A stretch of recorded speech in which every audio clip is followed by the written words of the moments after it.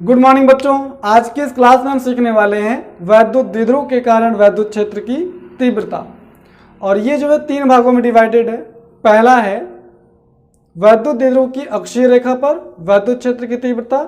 दूसरा है वैद्युत द्विध्रुव की निरक्षीय रेखा पर वैद्युत क्षेत्र की तीव्रता। और तीसरा है किसी भी बिंदु पर वैद्युत क्षेत्र की तीव्रता। तो आज के इस वीडियो में हम लोग सीखेंगे वैद्युत द्विध्रुव की अक्षीय रेखा पर यानी कि अक्षीय स्थिति में स्थित बिंदु पर वैद्युत क्षेत्र की तीव्रता क्या होती है। तो सबसे पहले हम लोग ये जानेंगे कि वैद्युत द्विध्रुव की अक्षीय रेखा का क्या मतलब है, ये समझते हैं। तो बच्चों हमारे पास यहाँ पर एक आवेश है प्लस क्यू जो बिंदु ए पर रखा हुआ है, एक आवेश है माइनस क्यू जो बिंदु बी पर रखा हुआ है, और ये दोनों आवेश एक दूसरे से बहुत ही थोड़ी सी दूरी पर स्थित हैं, बहुत थोड़ी दूरी पर स्थित हैं, जिसको हम लोग बोलते हैं 2L। ये बहुत ही अल्प दूरी होती है। तो बच्चों जब दो समान परंतु विपरीत प्रकार के आवेश एक दूसरे से अल्प दूरी पर होते हैं तो हम उसको बोलते हैं वैद्युत द्विध्रुव। तो यहाँ पर जो हमारे पास आवेशों का निकाय है ये एक वैद्युत द्विध्रुव है। इस वैद्युत द्विध्रुव में जो दो आवेश हैं इन दोनों आवेशों को मिलाने वाली रेखा को हमने आगे बढ़ा दिया, ये एक्सिस कहलाएगी इस वैद्युत द्विध्रुव की। इसी एक्सिस पर इसी अक्ष पर स्थित किसी बिंदु पर हमें वैद्युत क्षेत्र की तीव्रता निकालनी है। तो यहाँ लिखा हुआ अक्षीय रेखा पर यानी कि वैद्युत द्विध्रुव की अक्षीय रेखा पर, यह आपकी अक्ष वाली रेखा है, वैद्युत द्विध्रुव का अक्ष है, तो इसी रेखा पर हमें वैद्युत क्षेत्र की तीव्रता निकालनी है। हमने यह दूरी ले ली r। हमेशा हम दूरी द्विध्रुव के मध्य बिंदु से ही लेंगे। ये दूरी हमने मान ली स्मॉल r है। स्मॉल r दूरी पर एक बिंदु P यहाँ पर स्थित है। इस द्विध्रुव की अक्षीय रेखा पर स्थित बिंदु P पर वैद्युत क्षेत्र की तीव्रता ज्ञात करनी है। हमने दूरी r मान ली। तो मुझे आप ये बताइए, हम दोनों आवेशों की भी दूरी d मानते थे और उसको लोग 2L भी बोलते थे। मैंने कहा था थोड़ा सा इससे आसानी होती है। तो L प्लस L 2L, अगर हम यहाँ से लेकर के यहाँ तक की दूरी मापें, आधी दूरी क्या हो जाएगी L, फिर से आधी हो जाएगी L, पूरा मिला करके 2L। तो यहाँ से लेकर यहाँ तक की दूरी कितनी है, R है। तो मुझे बता दीजिए कि इस ऋण आवेश से लेकर के बिंदु P तक की दूरी क्या हो जाएगी, R माइनस L। यहाँ से यहाँ तक की पूरी लंबाई R है। अब इतनी लंबाई कम कर देते हैं तो यहाँ से यहाँ तक हो जाएगा R माइनस L। तो ये बच्चों R माइनस L हो गया। यदि इस आवेश से बिंदु P की दूरी निकालें तो ये क्या हो जाएगी, ये बच्चों हो जाएगी R प्लस L, क्योंकि यहाँ से लेकर यहाँ तक की दूरी तो केवल R ही है, फिर यहाँ से यहाँ तक L है, दोनों को ऐड करना पड़ेगा, ये आ जाएगा R प्लस L। हमें इन दोनों आवेशों से अलग अलग बिंदु P तक की दूरियां मालूम हो गई। अब बच्चों हमें करना क्या है, बिंदु P पर वैद्युत क्षेत्र की तीव्रता निकालनी है। तो कैसे निकालना होगा, इन दोनों आवेशों से पहले हम अलग अलग वैद्युत क्षेत्र की तीव्रताएं निकालेंगे, और जो भी तीव्रता बिंदु P पर दोनों आवेशों का अलग अलग आएगी उनका हम सदिश योग करेंगे, और जो मान आएगा वो बिंदु P पर वैद्युत क्षेत्र की परिणामी तीव्रता हो जाएगी। सबसे पहले हम लोग यहाँ निकालने वाले हैं प्लस क्यू आवेश के कारण बिंदु P पर वैद्युत क्षेत्र की तीव्रता।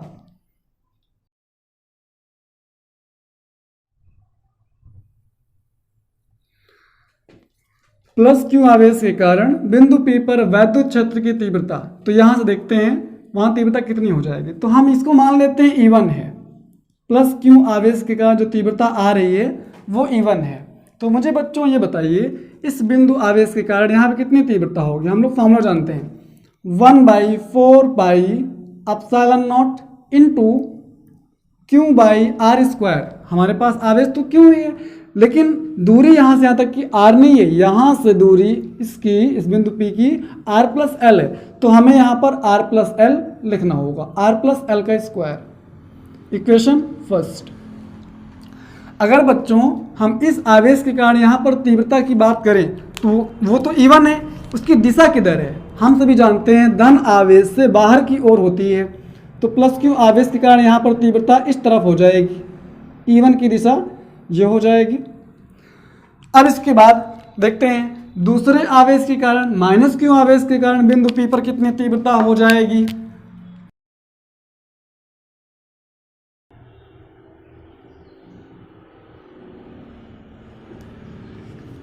माइनस क्यू आवेश के कारण बिंदु P पर वैद्युत क्षेत्र की तीव्रता, इसके कारण यहाँ कितनी तीव्रता होगी, तो इसको हम लोग देख लेते हैं। तो ये तीव्रता बच्चों हम लोग मान लेते हैं E2 है। अब E2 का मान क्या हो जाएगा मुझे बता दीजिए, 1/4πε0 इंटू आवेश तो हमारे पास क्यों है, हम यहाँ पर चिन्ह नहीं लेते हैं, सिर्फ परिमाण लेते हैं। और इस आवेश से बिंदु P की दूरी क्या है, r माइनस एल है, तो यहाँ पर r ना लिख करके हमें r माइनस एल लिखना पड़ेगा। Equation number 2। तो अब बच्चों हमें यहाँ पर जो तीव्रता E2 प्राप्त हुई है माइनस क्यों आवेश के कारण जो यहाँ तीव्रता प्राप्त हुई, इसकी दिशा क्या होगी, E2 की दिशा हो जाएगी ऋण आवेश की ओर। हम लोगों ने पढ़ा है विद्युत क्षेत्र की तीव्रता की दिशा ऋण आवेश की ओर होती है। ऋण आवेश के कारण ऋण आवेश की ओर होगी, धन आवेश के कारण धन आवेश से बाहर की ओर होगी, इस तरफ होगी। इन दोनों आवेशों के कारण यहाँ कितनी तीव्रता होगी वो हमने प्राप्त कर लिया है। अब इन दोनों तीव्रताओं का हमें परिणामी निकालना पड़ेगा। तो बच्चों अब समझते हैं यहाँ परिणामी कैसे निकाला जाएगा। जब हम दो सदिशों का परिणामी निकालते हैं, रिजल्टेंट निकालते हैं, तो ये कैसे निकाला जाता है, √a² plus b² plus 2ab cos theta, जहां पर थीटा क्या है बच्चों, दोनों सदिशों के बीच का कोण है। और यहाँ पर आप देख सकते हैं इन दोनों के बीच में जो कोण है वो है 180 डिग्री का। 180 डिग्री अगर हम यहाँ पे ला के रख दें तो क्या हो जाएगा, r बराबर √a² plus b² plus 2ab into cos 180। और कॉस 180 की जो वैल्यू है वो होती है -1।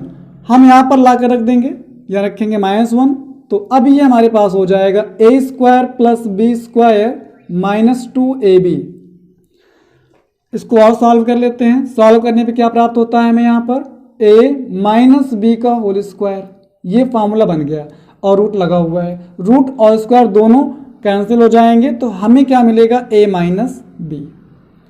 तो बच्चों जब दो सदिश के बीच में 180 अंश कोण बन रहा हो, हमने यहाँ पे a और b को मान लिया था, E1 और E2 के स्थान पे a और b मान लिया है।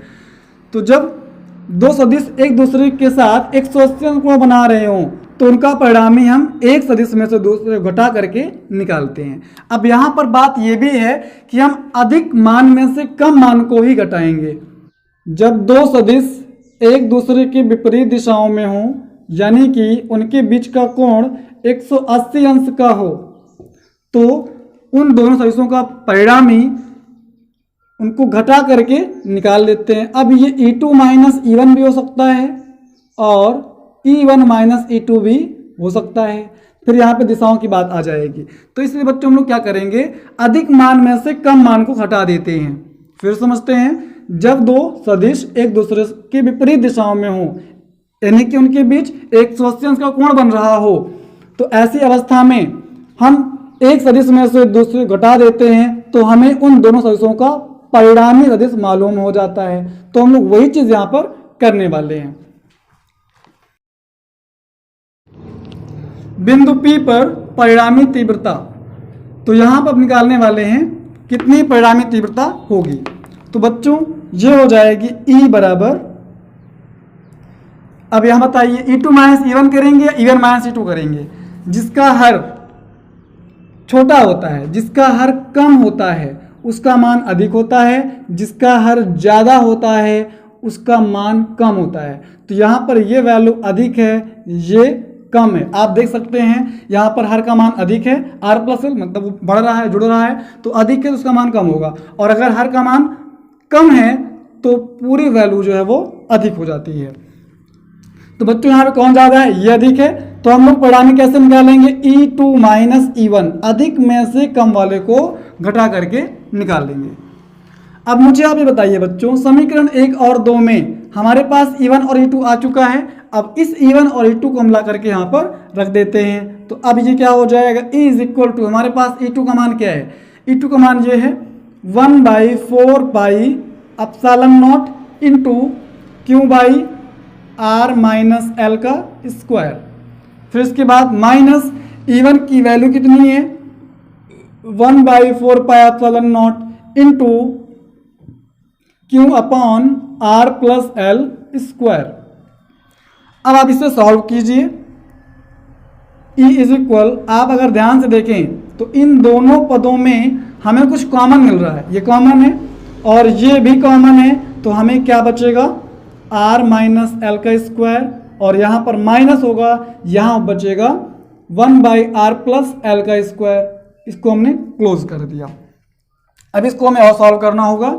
E is equal 1/4 pi epsilon not into Q.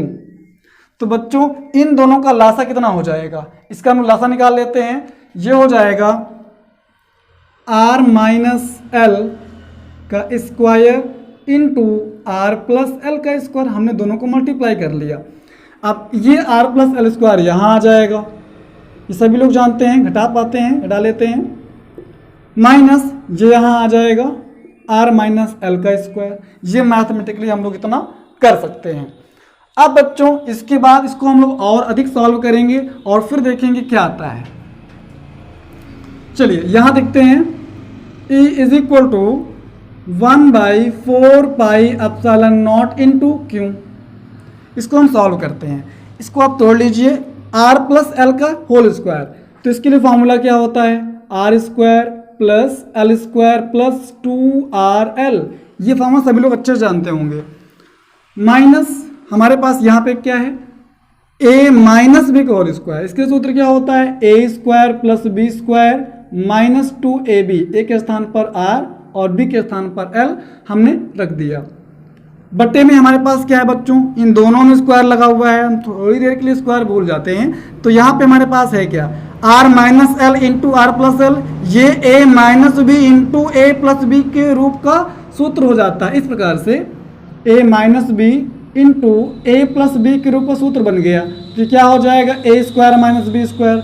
तो यहाँ से हमें क्या मिल जाएगा, R square minus L square, और इस पूरे में घात कितनी लगी हुई है, 2 घात। हम उसको लगा देते हैं। अब यहाँ पे आगे सॉल्व करते हैं, देखते हैं क्या होगा। E is equal 1/4 pi epsilon not into Q into. तो बच्चों हमारे पास यहाँ पे क्या है, R square plus L square plus 2rl। अंदर हम माइनस से मल्टीप्लाई कर देंगे, तो ये हो जाएगा माइनस आर स्क्वायर, सभी के चिन्ह बदल जाएगा, माइनस एल स्क्वायर, और ये हो जाएगा प्लस 2rl। अपॉन में हमारे पास क्या है, R square minus L square की पावर 2। अगर हम ध्यान से देखें तो यहाँ पर आर स्क्वायर से आर स्क्वायर कैंसिल और एल स्क्वायर से ये एल स्क्वायर भी कैंसिल। तो हमें क्या मिलेगा, E is equal to 1/4 pi epsilon not into Q into. तो बच्चों हमारे पास यहाँ क्या बच रहा है, 2rl और 2rl, ये बन जाएगा 4rl। अपॉन में हमारे पास है R square minus L square की पावर 2। इसको अभी और सॉल्व करते हैं। E is equal 1/4 pi epsilon naught. अब इस Q को 4rl के साथ रखते हैं, तो ये क्या हो जाएगा बच्चों, ध्यान से देखिएगा। हम इसको लिख रहे हैं 2, इस 4 को लिख रहे हैं 2 इंटू 2 क्यू एल। हमने 4 को लिखा 2 गुणे 2 और क्यू एल लिखा, अभी आर बाकी है, आप आर को यहाँ पर लिख सकते हैं। मैंने यहाँ पर ब्रैकेट लगा दिया, ये हो गया 4 और ये आपका है क्यू, ये है एल और ये है आर। इसके बाद हमारे पास हर में क्या है, R square minus L square की पावर 2।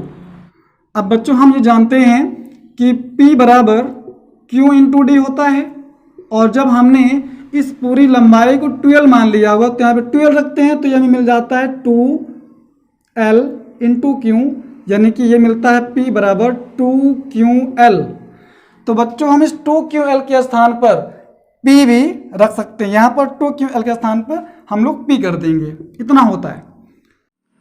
2QL के स्थान पर हम ला करके P रख देंगे, तो अब ये हो जाएगा E बराबर 1/4 pi epsilon not into 2PR।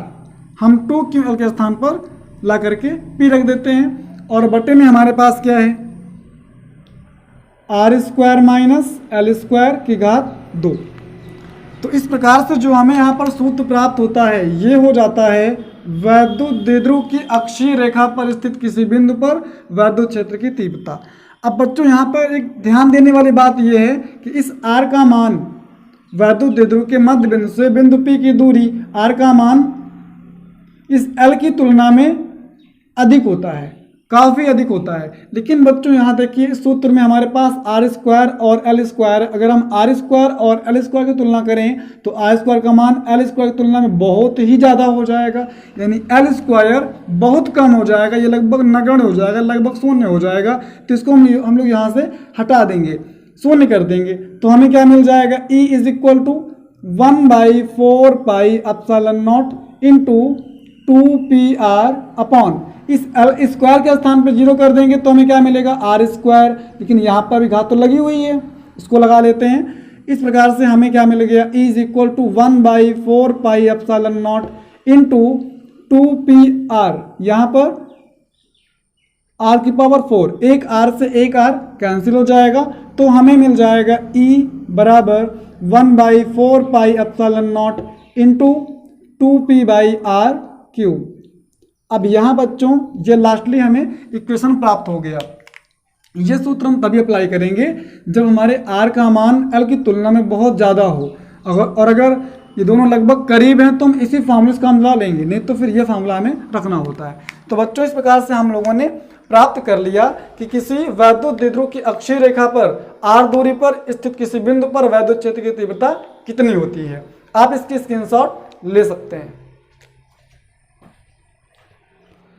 अब हम यहाँ समझेंगे कि वैद्युत क्षेत्र की तीव्रता R पर किस प्रकार से डिपेंड है।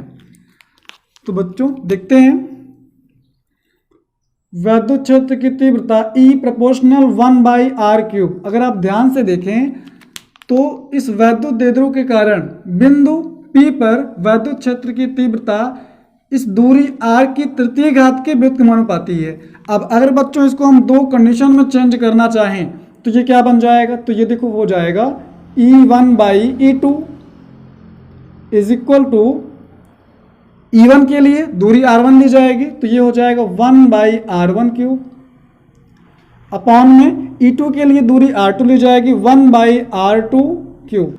और अगर बच्चों इसे हम सॉल्व करें तो E1/E2 की वैल्यू हमें क्या मिलती है, हमारे पास आंसर में क्या है 1/R1 क्यूब इंटू, इसको हम ऊपर लेके चल रहे हैं तो 1/R2 क्यूब क्या हो जाएगा, R2 क्यूब बाई 1 हो जाएगा, पलट जाता है। तो इस प्रकार से आपको यहाँ क्या मिल गया, R2/R1 की पावर 3, दोनों में घात 3 लगी हुई है, इसको हम यहाँ मल्टीप्लाई करेंगे तो यही आएगा, यहाँ मल्टीप्लाई करेंगे तो हमारा यही आने वाला है। तो इतना आ गया हमारे पास।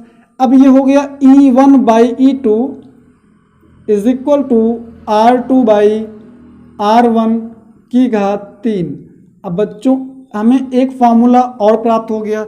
इस फार्मूले का उपयोग कहाँ करेंगे, जब कभी आपसे क्वेश्चन में कहा जाए कि किसी वैद्युत द्विध्रुव के कारण उसकी अक्षीय रेखा पर R1 दूरी पर E1 वैद्युत क्षेत्र की तीव्रता है तो R2 दूरी पर वैद्युत क्षेत्र की तीव्रता कितनी होगी, तो हम इस फार्मूले के अनुसार उसको ज्ञात कर सकते हैं। तो बच्चों आज हम लोगों ने ये चीज़ें सीखा और नेक्स्ट क्लास में हम लोग सीखेंगे कि किसी वैद्युत द्विध्रुव के कारण उसकी निरक्षीय रेखा पर, उसके निरक्ष पर कितनी तीव्रता होती है। तब तक आप पढ़ाई करते रहें, मस्त रहें, स्वस्थ रहें। Thank you.